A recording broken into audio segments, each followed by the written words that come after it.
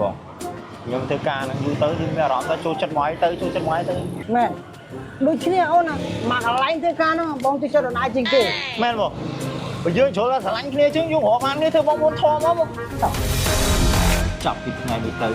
យើងជាបងប្អូនស្លាប់រស់បើបងឯងស្លាប់ខ្ញុំរស់បាក់មានសុខរងសុខមានទុក្ខរត់ចោលអត់ស៊ីហៅមកវត្តភាពនៅតែដល់ដៃ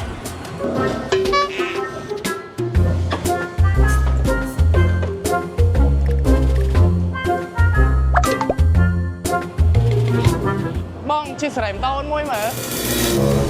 បងគេហៅໄວទៅជួយបងមួយអេបងអាហ្នឹងការងារໄວដែរដឹងបងប្អូនស្លាប់រស់គេបាញ់យកស្អីទេ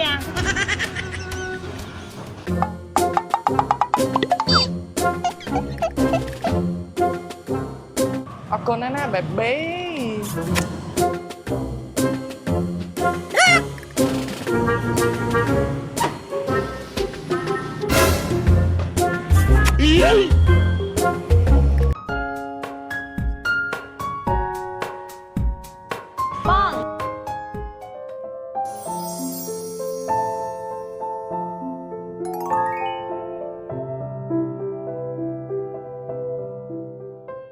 មកតខ្ញុំតិចមើលបងខ្ញុំបុកកលឹកថ្មី